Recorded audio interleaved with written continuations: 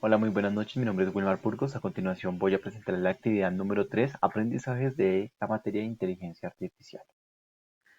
Bueno, entonces teníamos eh, como dos puntos de la actividad.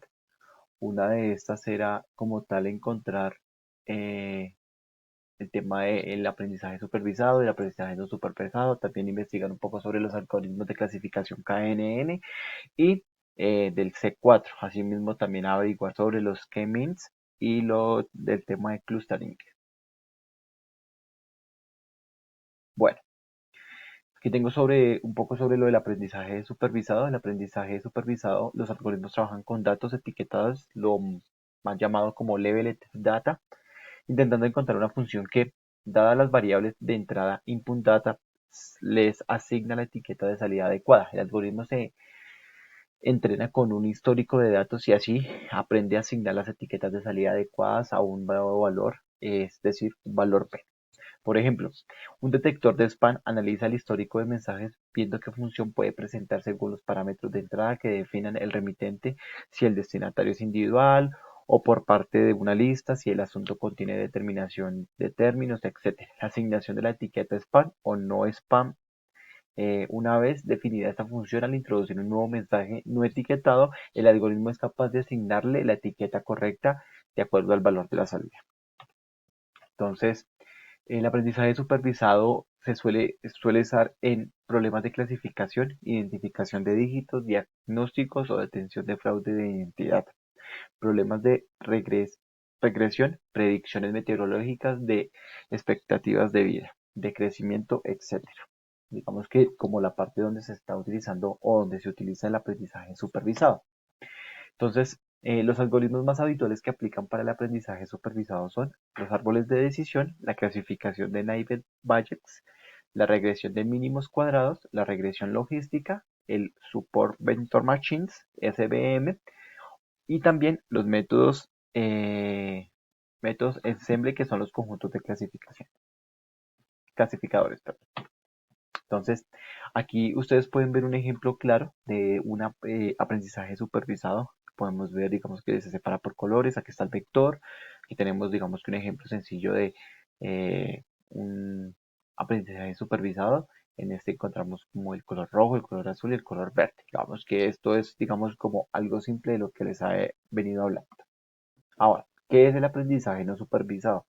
A diferencia del aprendizaje supervisado, el no supervisado solo se otorga las características sin proporcionarles un algoritmo ninguna etiqueta. Su función es la agrupación, por lo que el algoritmo debería catalogar por similitud y por crear grupos, sin tener la capacidad de definir cómo es cada individualidad de cada uno de los integrantes del grupo. Por ejemplo, las tareas de clustering buscan agrupamientos basadas en similitudes, pero nada garantiza que estas tengan algún significado o utilidad. Más adelante vamos a hablar un poco sobre este tema de los clustering, donde podemos ver que según el valor que le demos acá, él va a validar si es de uno o es del otro grupo. Ya digamos que más adelante les voy a definir un poco de esto.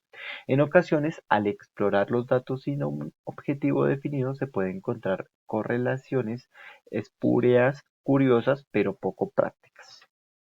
Entonces, el aprendizaje no supervisado se puede usar en problemas de clustering, agrupación de coocurrencias y perfilado o profiling.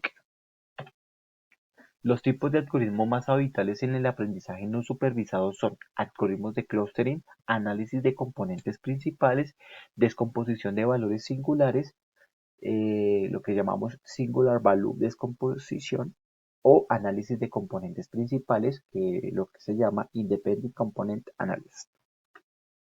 Aquí tenemos un poco, bueno, un ejemplo del tema de un aprendizaje no supervisado. Vamos que aquí tenemos ya un poco más de información y es, digamos, de todo lo que les he venido hablando anteriormente. Entonces, el aprendizaje supervisado, KNERDS o KNN, digamos que el algoritmo KNN es uno de los algoritmos de clasificación más simples. Incluso con tal simplicidad puede dar respuesta altamente competitiva. Pertenece al dominio de aprendizaje supervisados y puede ser usado para el reconocimiento de patrones. extracciones de datos y detección de intrusos. ¿Cómo funciona? Calcula la distancia entre el ítem a clasificar y el resto de los ítems del dataset de entrenamiento. Selecciona los K, elementos más cercanos con menores distancias según la función que se use. Realiza una votación mayoritaria, de mayoría, ¿sí? Entre los K puntos, los de una clase, etiqueta con un domain y decidirá la clasificación final. Entonces aquí les voy a explicar más o menos cómo funciona el KNN. Entonces digamos que nosotros tenemos los círculos amarillos y los círculos morados, ¿sí? La clase A y la clase B. Entonces, siempre K tiene que ser mayor o igual que 1, o sea, mayor que 1. Digamos, no puede ser nunca 1. Entonces, digamos, en este caso, si yo le digo que K es igual a 3, él va a buscar los 3 componentes más cercanos. En este caso, va a buscar un componente de la clase A y 2 componentes de la clase B, que son los más cercanos. Entonces, de acuerdo a esto, por mayoría, se indicaría que este componente que yo tengo acá, que es la estrella roja, eh, sería de la clase B. Pero ¿qué pasa cuando yo defino un K igual a 6? Entonces, este me va a tomar los 6 elementos más cercanos al elemento incógnito, por así llamarlo, y en este entonces me toma 4 elementos de la clase A y 2 elementos de la clase B. Entonces, en este caso, ya no determina como tal que es de la clase B, sino de la clase A. Digamos que este es un dato que al final puede ser muy variable con el tiempo o digamos con la dimensión del vector. ¿Por qué? Porque dependiendo de la cercanidad de los datos y del valor de K que yo le dé para definir a qué grupo no pertenece, este puede variar entre un valor, digamos, más cercano a 1, digamos que puede definirse a una clase que esté, digamos, en este caso, al valor, a la clase B. Pero si yo extiendo ese valor de K, puede variar y puede depender o puede ser agrupado a la clase A. ¿Qué es el algoritmo C4.5? Es un algoritmo usado para generar un árbol de decisión desarrollado por Ross Killian. C4.5 es una extensión del algoritmo IDEA3 desarrollado anteriormente por Killian. Los árboles de decisión generados por C4.5 pueden ser usados para clasificación y por esta razón C4.5 está siempre referido como un clasificador estadístico. Entonces, el algoritmo C4.5 es un algoritmo que se utiliza mucho para el tema de estadísticas, para el tema de buscar como tipo de encuestas y demás. ¿Cómo funciona ese? Entonces, por ejemplo, yo tengo acá el punto inicial y este se va haciendo, digamos que de las ramas y luego esto es otras subramas y después otras respuestas y así sucesivamente. Aquí podemos ver otro ejemplo de fase 1, fase 2 y fase 3. Entonces acá en la fase 1 va el periodo, tarde, mañana, noche, madrugada y aquí va dándole los valores si es falso o verdadero. Y lo mismo con la fase 2, esta digamos que solamente tiene si es verdadero y la fase 3 si es falso. Entonces digamos que el algoritmo C.45 se utiliza o se rediseña según como un árbol de secuencia. Ahora, los algoritmos de agrupación K-means,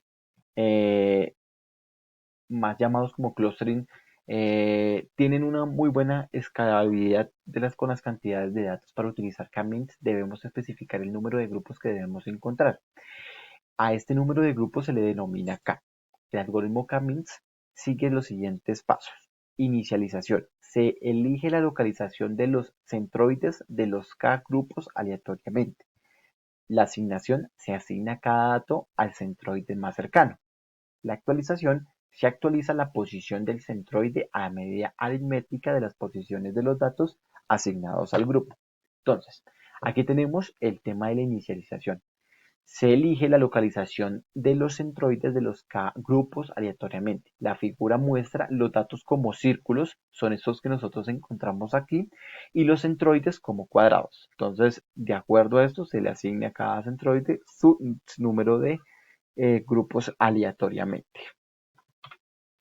La asignación, a continuación se asigna cada dato al centroide más cercano. Entonces, como nosotros lo veíamos anteriormente, digamos que si vemos este cuadrado está más cerca acá y este de acá. Digamos que aquí también podríamos definir que este está acá, pero obviamente tenemos que dedicar o asignar un centroide al otro grupo. Entonces, por eso se decide que este vaya a este grupo y este a este otro. Entonces, ustedes pueden ver acá, incluso aquí podemos ver que está tomando dos, eh, dos componentes como del grupo de arriba del cuadrado, ¿sí? Porque este está más cercano al centroide rojo. Y este, digamos que está un poco más lejos por distancia, se le asigna al centroide azul. Ahora, la actualización se actualiza la posición del centroide a la medida aritmética de las posiciones de los datos asignados al grupo.